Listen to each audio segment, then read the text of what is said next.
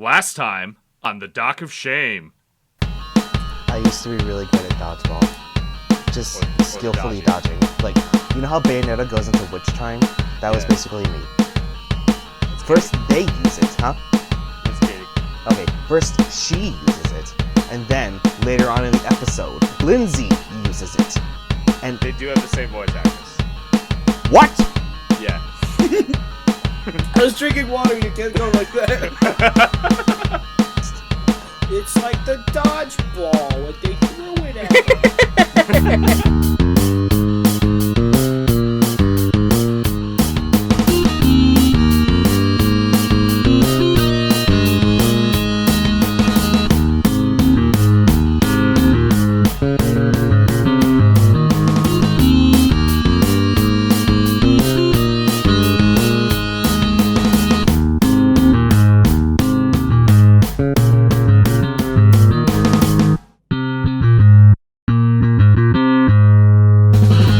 Welcome, campers, to the Dock of Shame podcast. My name is Matt.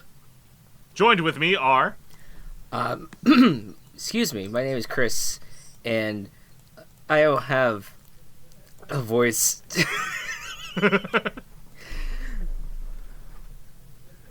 Hi, my name is Matt Walsh, and Chris, as Americans, we all have a voice. Our voice to vote. Everyone go vote in your primaries.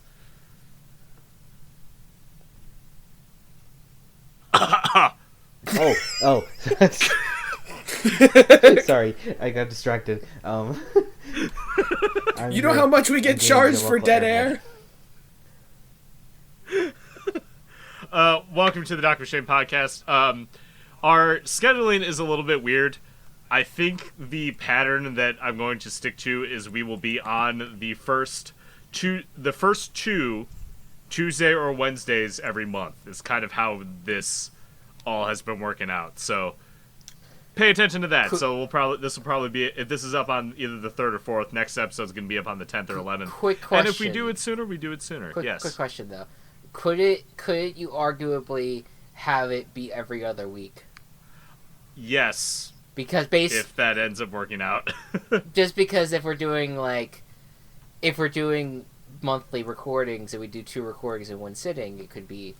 This should obviously be off-air talk, but I'm just bringing it up now that that could arguably be a factor that you could have it so that way it stretches over a month a little bit more. It's like that's true. Not as much dead air. Think about it. I know you guys might prefer something else, but like with Table Party, like that shit gets uploaded when I have a second to breathe. It is. That's true. That's true as well. So like once in a blue moon we get together to play. Yes, right. Whatever works out best for anyone's schedule. I'm just throwing out the idea out there. College students, am I right? Yes. Anyways, welcome to an island in Canada. We come out to the challenge today. We get our last time on. After the theme song airs, Lindsay is in the cabin bemoaning the fact that she ran out of fake tan. Liquid tan. Liquid tan. And then she's actually going to have to go out in the sun where she'll get wrinkly, and then mentions that, like, asks if Gwen knows that feeling, and then says, oh, you totally do. I like the fact that she grabs Gwen's hair when talking about her skin. That is a good point. It looks like she's like looking at her scalp or something. Yeah, or maybe, but like she just basically was like, it looked like she just picked up the hair, like to looking like, oh, you totally have bad skin, and meanwhile it's like her blue hair, like yeah, it's like very. Which does Gwen look like the type of person to go out into the sun very often? Yes. No. No. I think that was the point Maybe. of. I think that was the joke. I think that was the funny. Yep. Transition to the we are now at a stage that was built for today's challenge. Lindsay looks at it. She's really excited because she loves musicals, especially the ones that involve singing and dancing. That line really stuck out to me, like, because that's something I would say, really. And I'm being 100% serious. No, I get it. Yeah, those musicals without all the singing and dancing, it's really boring. I mean, some musicals don't have that much dancing.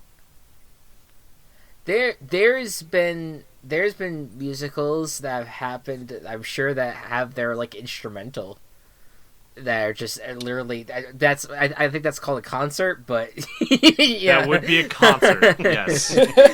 That's, And I also think the musicals without singing or dancing are just called plays. yeah. There you go. Yeah, also true. Theater semantics. Trent sits back all smoothly, and Cody tries to emulate him and falls on his ass. There's a lot of Cody being awful at everything in this episode. You know, it's really fun being able to like look back on Total Drama with the eyes of an adult, because I remember as a kid, for some reason, I liked Cody as a character. I don't know why, but like I'm like, hey, it's funny, and then like rewatching it, it's like, oh, he's just like so like just annoying at best and like creepy at worst. He's a dweeb. Yeah. Yeah. He's also just a real like he does not know boundaries. No. But it's funny because this is another like kind of like Noah that we talked about last episode. This is another character who in later seasons, specifically World Tour, becomes super important. Cody is like one of the main characters in World Tour. Important. But he's like tossed aside essentially in this show right now. Yeah. And it kind In Island, he's just like this weird dude who tries to flirt but is really bad at it. right. And we'll see that multiple times throughout the episode. He's the social klutz, while Tyler's the physical clutch. Yes. Rather. Klutz. Clutch? Klutz. Klutz. No, clutch would be that he's Chris- good at it. Yes. Chris steps out onto the stage, introduces they are doing a talent contest, which is apparently a staple of summer camps. He says each team has to pick 3 campers to show off their talents. Mentions as long as it's legal, which Duncan is upset about. And then introduces that Chef will be the judge and reveals the fact that Chef used to be a rap legend, among other things. Very interesting. Yes. We will have to remember for future. You know what else is? You know what else is interesting? He mentions the fact that Chef is going to be the judge, and you see Chef's picture on the screen. Chef doesn't appear physically in this episode. I was gonna say. Yeah, he's just he exists. In fact, this is like a run of episodes where he's not there, but he like I think gets at least mentioned once in every single way. And in this one, he has a prominent role, but is just never actually there. Which I just wonder if like the show got lazy and didn't want to like animate like a judge board with him holding up numbers. I guess I don't know. Yeah. So they're trying to figure out who's on what team. Heather takes the lead and like declares herself team captain, which everyone kind of bemoans except for Lindsay and Beth, who, when the 3 of them voted on the team leader, even though there's only 3 of them, they picked Heather. So Heather took the lead to like hold their own like mini tryout and be the judge of it because she has to control everything. And it was worth noting that Trent Gwen was pissed about it, notably, and then when Trent came over with the muffin or whatever, Heather asked him, and he was like, "Go for it," and that pissed off Gwen. Yeah. Cut over to Katie and Sadie doing a dance. No one on the bass is into it. I feel like I've definitely seen like that exact like bad dance in like cringe compilations. Oh, for sure. Cuts back over to the Gophers, and Owen burps his ABCs. But not just Very quickly. any burping alphabet. It was in one burp. It wasn't one burp. You know and what? it was also the Canadian alphabet because he said Z instead of Z. I didn't even notice. Yeah, I never noticed because he's in burp tone. Can't quite get a good read of that. If you listen to it again, you can hear the hard D at the end of it. Z, like that, except in more burpy thing. That was a terrible impression. Did they? I don't know which version that. I guess everyone's watched the Netflix version, which is the Americanized one. Yes. Did they change that for the American version to have him say C? Because that I doubt it. I would like to check back on that because Yeah. I didn't catch the Z, but again that he was in burp tone. This week, I watched the bootleg YouTube version. Alright. There you go. Tyler shows off some yo-yo tricks and then gets himself wrapped up in it, and even Chris finds the time to come over and comment on how bad it was. Thanks, Chris. Yeah, thanks. You're really Poor Tyler. positive reinforcement. Heather does ballet and gets her judging team to vote for her, of course. And it's ballet. It's pretty good. Mm. Nothing spectacular, but it's a talent, so they go with it. Yep. Then she asks Lindsay if she can keep a secret. And then Lindsay proceeds to tell the story of when her sister got diarrhea on a date and Lindsay had to bring her toilet paper because she was stuck in the bathroom and the restaurant didn't have any. On live TV. Not live TV, but on TV with cameras, and then had to apologize to her sister.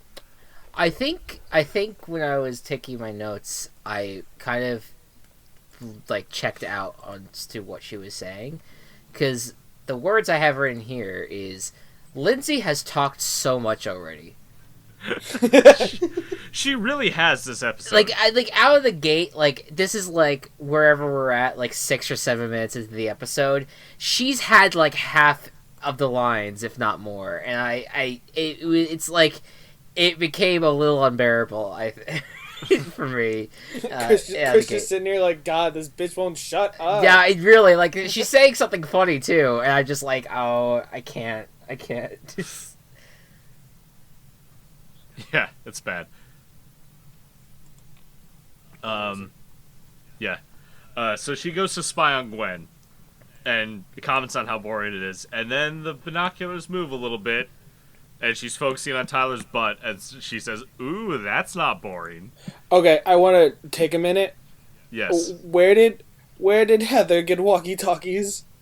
Where did Lindsay get binoculars? I don't know. My question is, how did the camera get focused in on his butt through the binoculars? There we go. That's another good question. There's I would say, guys, and I think it might be a stretch, but I think there are some plot holes. I think. With the fact that this might be a this might be not an actual reality show. No, obviously, absolutely not. No, listen, obviously what they did was they put a binocular filter over the camera filter while they were recording Tyler's butt. Yes, exactly. Yes. To create better continuity for the audience. Yeah, I think that's completely fair. But that raises even more questions. Such as? Why did they have to do that? To create better continuity. Well, let's. They probably in post editing it, they filmed Lindsay looking at his butt through the binoculars, and so they're like, you know what? Let's do something really cool, and let's put a binoculars filter over it to make it look like we are Lindsay. Where in truth of the matter is, it's just some post edits. But yeah, they do it in. Have to film it in such excruciating detail. Yeah. Yeah. They do. That's how Lindsay described it, anyway. Yeah, they do post edits all the time in cartoons. So why can't they do so on reality TV shows? Yeah. There you go. Yeah. They cut back to the Bats doing stuff. DJ is doing a really nice ribbon dance. My man. it's pretty nice. They decide to go with it. Bridget mentions that she can stand on her hands for 20 minutes as her talent. Harold goes up to audition, goes, and Courtney shuts him down immediately. So that happens.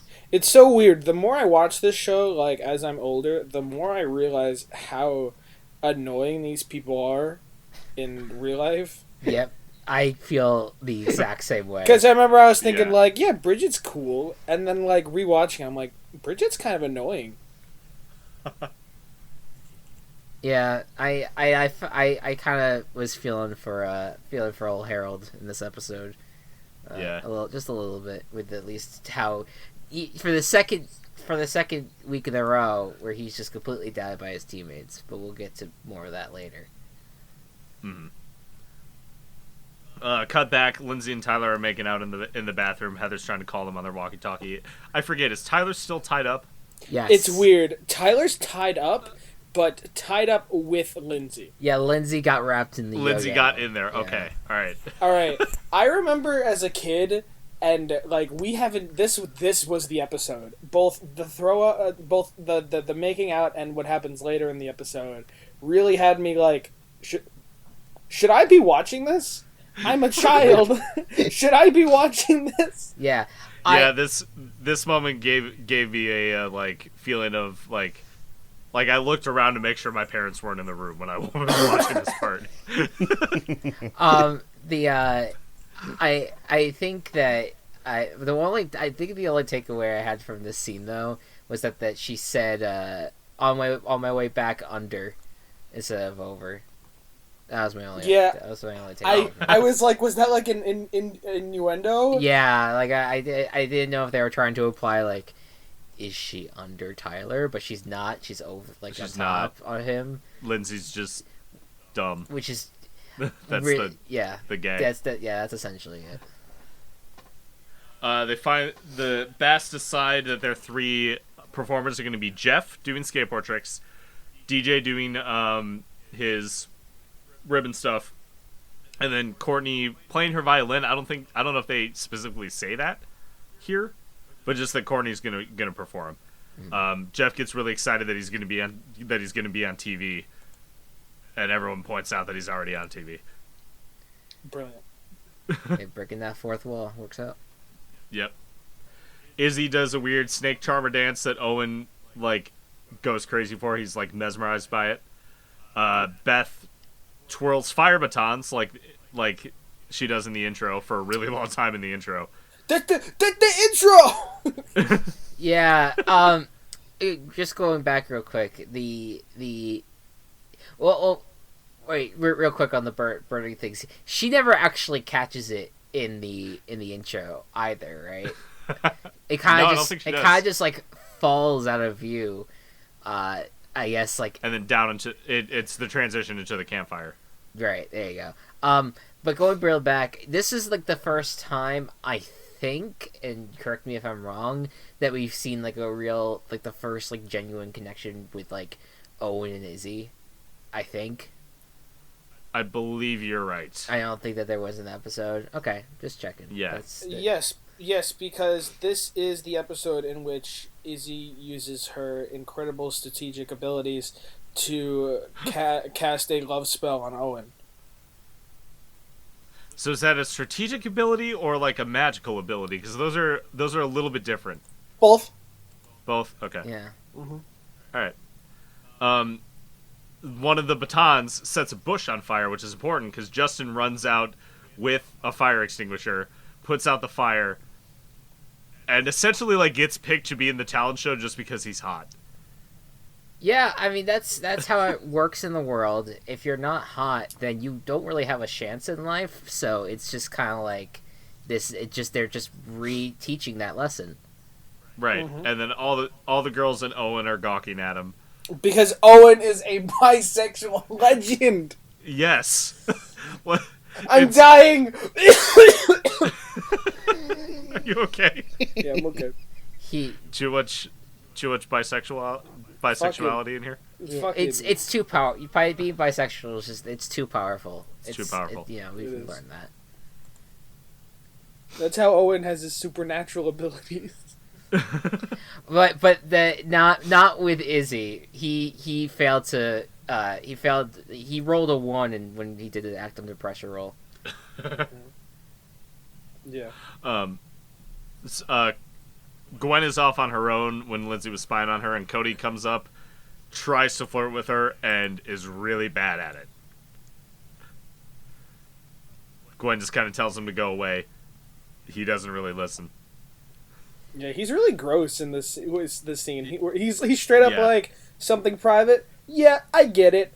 And then he like tries to sneak a peek, and it's like, yeah, he's a little bit better in a later episode at this thing, but here he's just clueless. The killer bats are hanging out at the stage, and Bridget makes a bet with the others about doing a handstand for a while.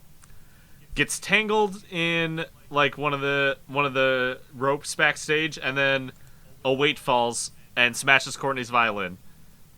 It also kind of falls on her head. Yes. A quick censoring note. Bridget at the end of the scene says "oh crap" in the regular version, but in the American version says "oh no." Yes. I could see it in the That's dubbing. Yep. you could see it in the lip syncing. Yeah. Yeah, exactly. Yeah, that's a big one. So there's like a commercial break there. It comes back in. Courtney is understandably crying about the fact that her violin is smashed. Wait, I want to talk about the commercial break, which is mad funny because it's just like a 2-frame animation. That happens later on. That one happens. Oh, okay, all right. My Yeah, bad. like actual going to TV commercial. Yeah. Oh, okay. Yeah. Yes. There is. I know exactly where that is, and Yep. We'll talk about it. Yep, happens later. Yep. After this, Heather is trying to find the diary, Gwen's diary specifically. After Gwen is going for a swim to get away from Cody, Lindsay has to distract Gwen on the outside of the cabin while Heather's looking. Heather manages to get the diary.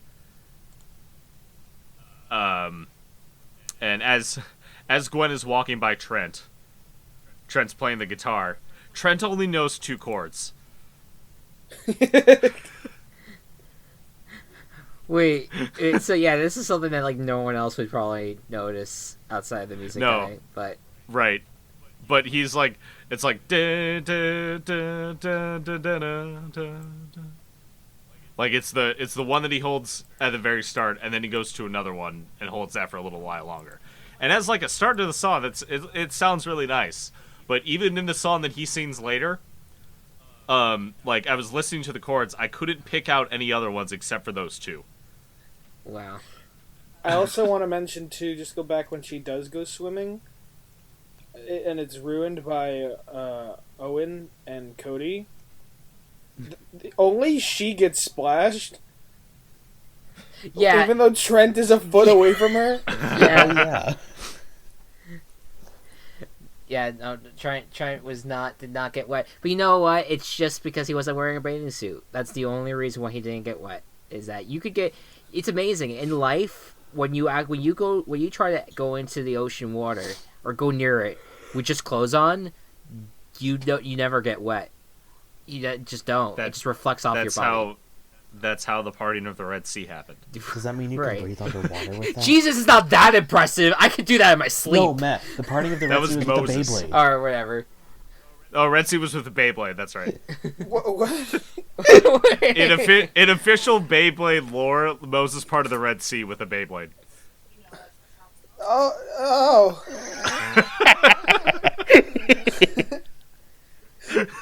Wow, this is not. Let me see if I can find a picture. This really puts a twist on the Bible right there. Let my people rip it. God damn it. I should say real quick. on this diary front, with Heather finding a diary, I'm like, I immediately started ranking this episode amongst my lowest at this point, and it's not. I understand, we're just trying to, as a group, we're trying to just judge this episode by, entertainment value and how good of an episode is as a whole, like in terms of the story and stuff. No, I'm gonna rank it low because Heather's a horrid human being, and Heather sucks. See, in this episode. I have different reasons for not liking this episode. We'll get to that. There's more reasons I don't like this episode, but a lot of it is because of Heather, and it's just I'm not really satisfied with how it kind of all comes together, but we'll talk about that. Yeah. Well, isn't that the point, to hate Heather? It is. It is, but villains can be written better. And if we get to World Tour, we'll talk about a villain who's written much better. Yeah. And how Heather is written better in World Tour. Everyone gets... Listen, guys, like, World Tour is my favorite season. I can't wait to get to... We kind of got it from there. All the characters are written so much better in World Tour. I'm like, wow, there's a lot of references to World Tour. Yeah. Well, with Cody and Noah, it was one thing. No, I get it. Now I totally understand. Man, I can't wait because I don't think I've watched World Tour. Yeah, same. Oh, it's awesome. Yeah. No, Trust me. I've not really watched a full season outside of Total Drama Island and Pakatu Island. Like those are the other two seasons I've watched in their entirety. Oh, I'm sorry. You know what? I thought I had a good idea of this show, and then when for some reason I thought like the phobia episode was like episode 2, and I'm like, maybe I don't. That's okay. We're almost there. It's the one after Tonight's couple. Yes. It's one after the one after. Yes. Anyways, so they're backstage before the show starting. Heather's having conversations with the Bass and like kind of like taunting them about like Bridget sabotaging Courtney. Like, should you really trust her? And then makes a fat joke at Bridget because, like, oh, if you're eating too many chips, you'll break your surfboard. Shut the fuck up. Yeah, I mean, I think the only reason it was mentioned was for what would follow after that. Right. The fact that Bridget eating chips is an important thing. Yes. But Heather just had to continue to be a jerk. Yeah. Anyways, time for the talent show. Justin is up first. He basically, like, does a modeling act, spills water on himself, and smiles, voguing. And Chef gives him a 6 out of 9. Why is it at 9? I don't know, but there were 9 things. 6 so out of 9. Nice. I was waiting for that. I knew it was going to happen. Yes, nice. And then Owen in the confessional get it because it's 69. says... Owen in the confessional. Matt, do you want to take what he says? Fucking bisexual legend. Fucking just talks about how fucking hot Justin is. Man, that guy is just so hot I could kiss him. Oh, yeah. Amazing. And then he's like, because he's a good teammate. God, why did I say that? It's okay, Owen. You could be yourself. Yeah. Yeah. Fucking, like, own it. Just, like, they should have, like, cut off they should have, in future edits of Total Drama Island, they should just cut the make how obvious it is that Owen's bi. Well, just be like, man, that guy is just so high I could kiss him, and then just cut to the next scene. Like, don't leave the video playing long enough. Right. Just own it. So that is a score of 6 for the Gophers. DJ comes up next, does his ribbon thing, but really gets caught up in it and trips him up. Chef only gives him a 2. And so the scoring thing is going to be a little bit weird coming on. I think the criteria is just who had the overall best performance, not a combination of points, because I did the point math later on. It doesn't match out, doesn't work out. Really? It does not, in terms of who actually wins. So I think it's whoever does the single best performance, their team wins. Are you sure? Because I'm doing Yes. the math right now, and okay, we'll get to that. But I don't. We'll get to it, Yeah. but yeah. So, Okay. all right. So, and maybe it does, but we'll keep going. Yeah. Trent goes up next. He sings plays a song again. I don't think he plays more than the 2 chords. It's just repeating. He gets some other notes in there, but it's for the most part the same chords. Bridget goes next. She does the handstand, but since Courtney's violin was smashed, but because of the chips, we get gross out humor. Yeah. This was the second part of like, am I supposed to be watching this? What's happening? And also, I think this may go without saying. This is the other reason why I'm going to be ranking this episode so low, or one of them. Just like completely unnecessary, like all Right. together. I know that you wanted to make Bridget fail, but like, couldn't you just have like made her fail, or like she falls down? If you really wanted to include the fat joke in there, make her fall through the stage or something. Like, I don't fucking know. Just don't vomit. I'm really curious how we're going to see the brunch of discussing this Oh no. as an episode. That's gonna be unfortunate. I think. Yeah. Because I don't know, like, obviously it's gross out humor, and we'll talk about it more when we get to that, but I think it worked better there. I don't know. Yeah, I think that it was a necessary evil for that episode. Yeah. Where this is just like, give me a break.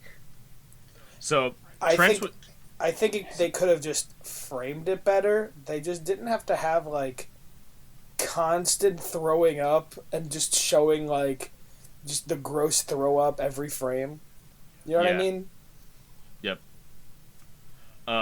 So Trent got a 5, score 5 out of 9. Bridget got another 2. So if you're adding up the points, it's 11 for the Gophers and 4 for the Bass. Right. So after Bridget's whole puking, throwing up, she ends up slipping and falls into Tyler's arms, and Lindsay runs up from like the other direction from where the Gopher stands were, whatever, and says, "Puke on your own boyfriend." At Bridget. Fair. Chris mentions that they got to clean up. And this is when that animation happens, Matt. Perfect. Yeah, also Chris just like straight up just steps in barf. Yep. Yeah, he's like covering his nose, trying to tiptoe, and he's like just straight up stepping in it. Just standing in it. Yeah, basically. I love the animation in transition. I wish we got more of it. One during the thing series. I have to question though, why did you have to write impressive armpit hair in the notes? Boy, The 2-frame animation of the guy ironing, he had like a lot of armpit hair.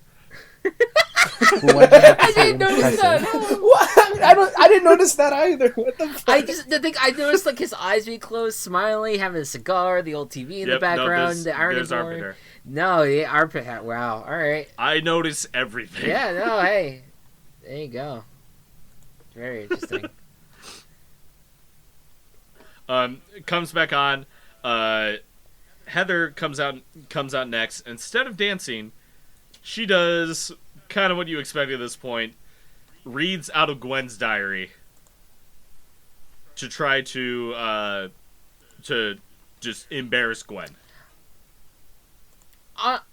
Cause some drama. Honest to God question, and I'm not meaning to victim shame here at all, but this is not a good way to start a sentence, I know, but couldn't Gwen just like fucked Heather up right there? Like, couldn't she have just gone on stage and absolutely just beat her with a pulp, like grab the diary and just beat her with it? Because I feel like that's what I would like to have seen happen. I think that was the vision that I would have written, but yeah. I get it. She was just You're being embarrassed. polite. No, I think it was just the fact, like just her being embarrassed. Yeah, I think it was an embarrassment thing that like she kind of just had to run off. There's a little bit of like shock there too. Yeah. It's like, oh hey, this person's reading my deep thoughts. Lindsay thinks she's talking about Tyler and gets upset. Cody thinks that it's talking about him, and he's like, "Oh yeah," until they mention a guitar, and Cody's like, "Wait, I don't play guitar." Cody, how far up your own fucking ass are you? I mean, You fucking dweeb. have you seen his hair? It's pretty much ass shaped, so I get it. So they don't give a score for Heather's. Good. Yes. And I don't know because she didn't do a talent. No, she didn't. So I don't know if that's counted as a 0 or if they just forgot to animate it. Knowing this show, it could be either. I think I think it could be either. You're right. But if we're doing the math though on it, I would say that it was probably a 0. Because if it's a 0, the math will make sense. Yes. If she gets even a little bit, then it would have been something. I don't know. Chris mentioned. I think Chris mentions here that Trent is the high score holder thanks to this. When Justin got a higher score than Trent did. But I just noticed that.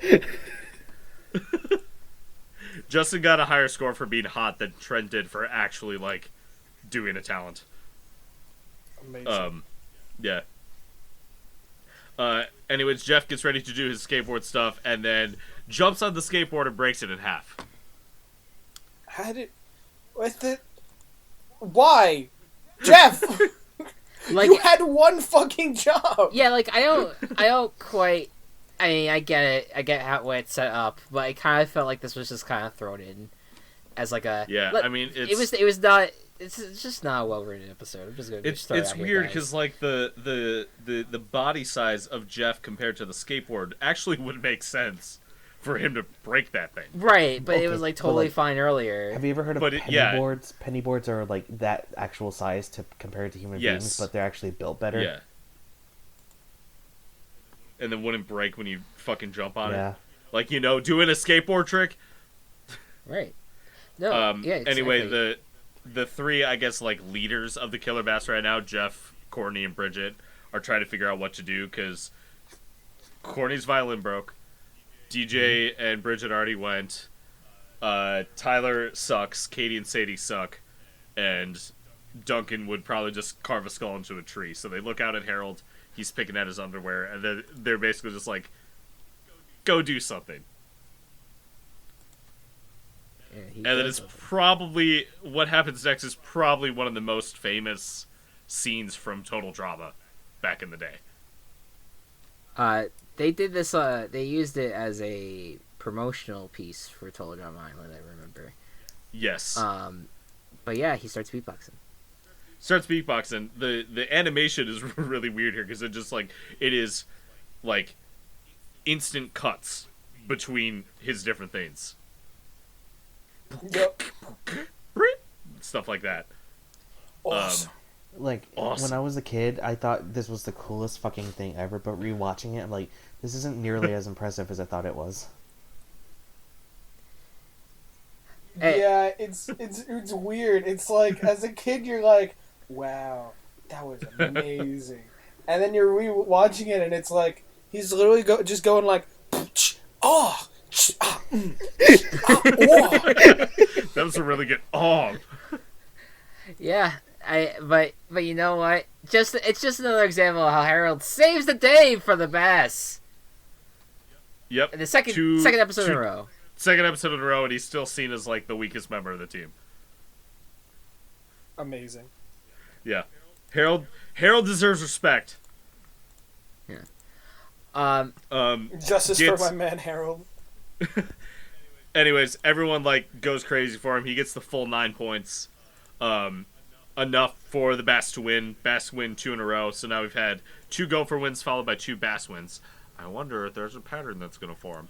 Now, just to go back to the math now, it's 9 plus 2 plus 2, which is 13. Even if you add the 6 and 5, that's only 11. And then and Heather's score is kind of like, we don't know. We're guessing it's 0, and so then that would be a 13-11 victory for the best. Yeah.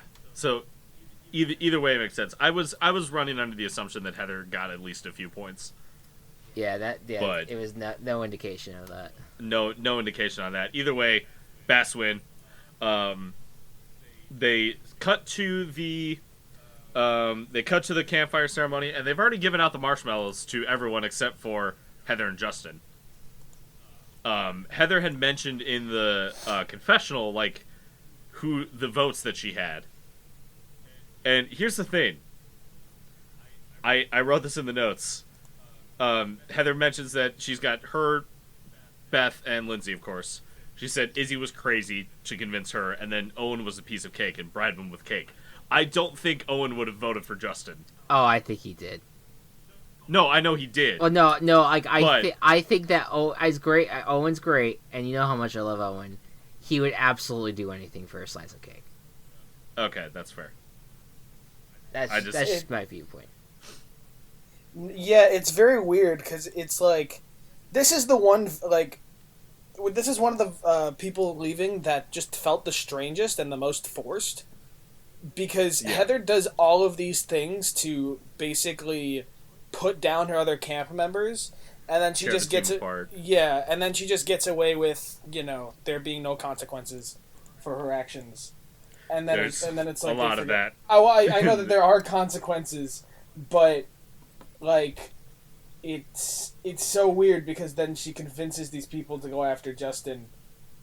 I don't know, like, who did the best performance of all. He had the highest score out of all of them, too. He carried he could have if he did a slightly better job, this team would have won. If he took his shirt off, well, he did, I thought, but regardless, it to me, this whole thing is just I think the only reason that they set this whole episode to me was just trying to really try to force down your throat that Heather was the villain, is the bad guy, just completely just fucking ramming it into your throat until you can't swallow any more of it.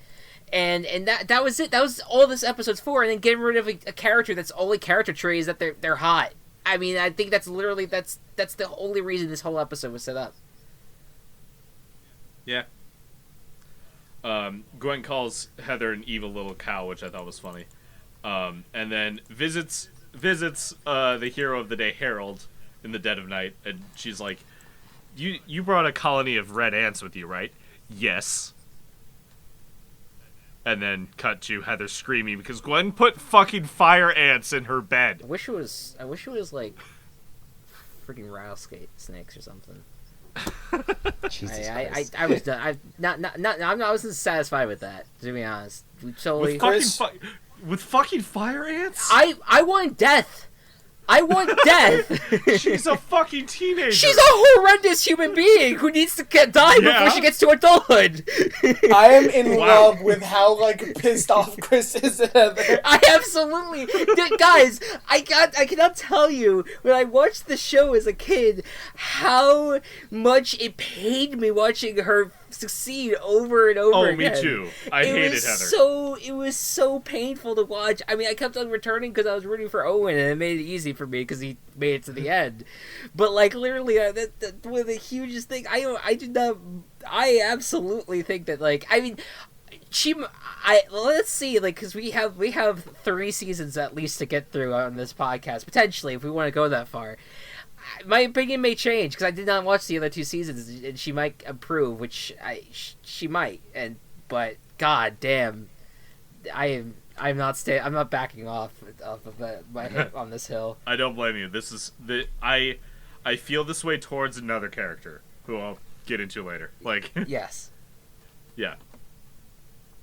And this is how I felt towards Heather when I was a kid too. Yes, just. Was not a fan. Hated that she got away with everything. Yeah. All right. Some ratings. Who would like to go? Chris, would you like to go No, first? I would like to hear from everyone else because I just talked a lot.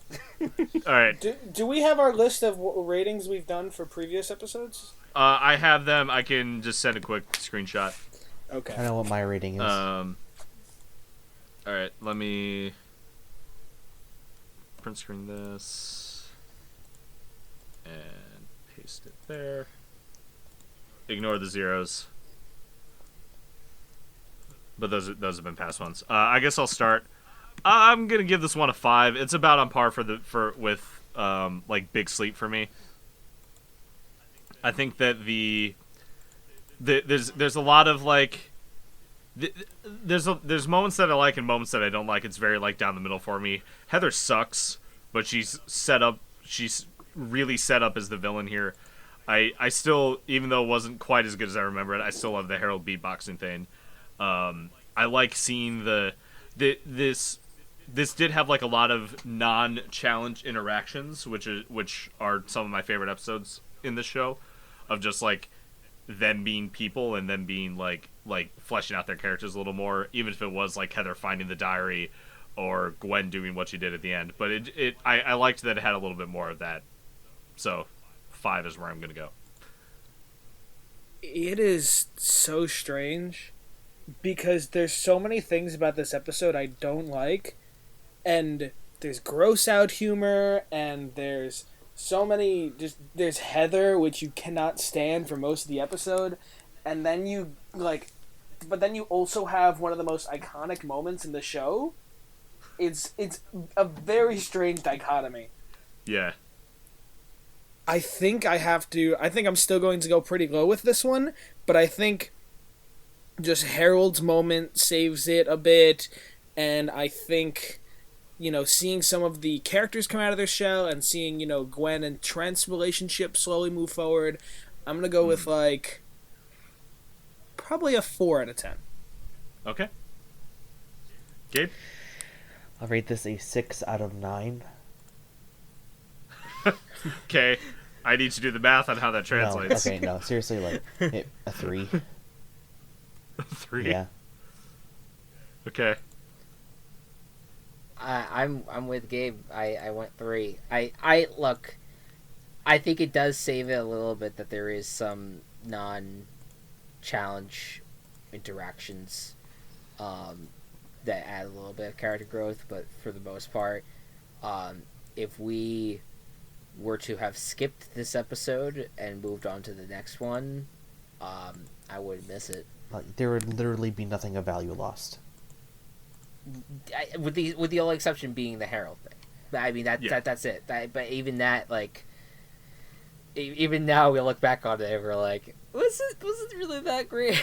I mean, it was used in all the promotion. Yeah. I remember there being an extended version in a commercial once. I think so. I think there was a longer one that was out there. There's probably a 10-hour version on it on YouTube. Oh, please let there be a 10-hour version. If I'm not, gonna I'm look for it fucking right making now. one. Everyone immediately goes to their Google search. In the meantime, I honestly think that this Total Drama Rama episode, whatever it is next, I think it is going to be better than what we've witnessed today. There's not, unfortunately. there is a search autocomplete for it. If you search Harold Beatboxing 10 hours is one of the suggestions. I was just about to say that. Okay, there you go. But no, I'm ready for the Total Drama Rama. All right. Okay. All right. I'm also now keeping track too of what episodes I've done, to make sure that I do not repeat any. So this episode is going to be. Give me one moment.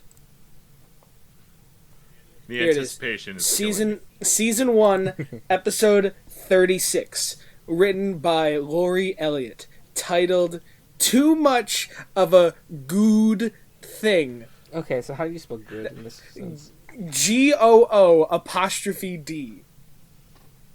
Okay. Are you guys ready? Mm-hmm.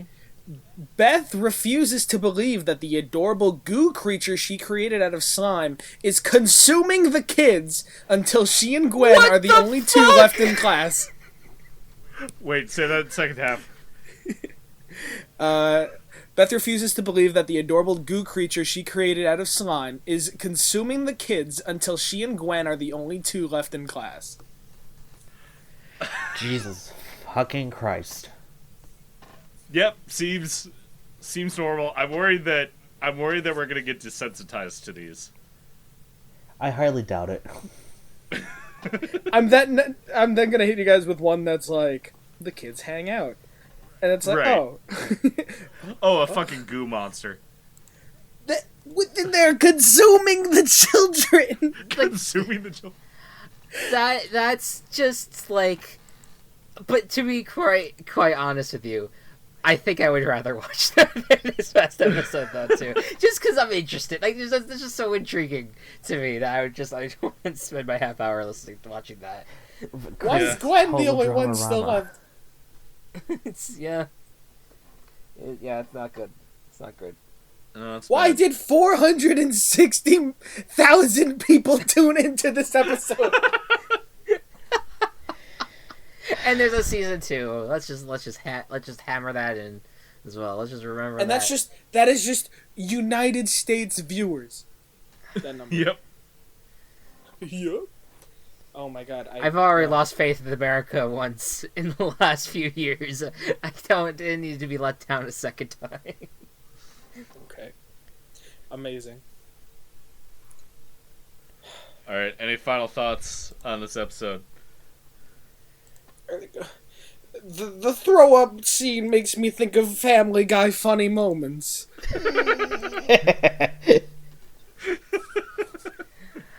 I hate that we have to talk about Heather for more. So Well, we're gonna keep having to talk about Heather for a really long time. I know. But not anymore for this episode. I heard Heather dies in the last season. Shit. Damn right. Thank you all for listening to the Doc of Shame. Once again, my name is Matt. Thank you for listening. My name's See y'all. Matt See y'all Walsh. next time. This is my name is Chris. Do we usually no, all we sign don't. off? No, we don't. I don't know. You just said your name, and I was like, should we say our names? Yeah, I usually don't say my name either. Just keep this all in. This is all going keep this in. all in. This is all going in. Truly a Doc of Shame.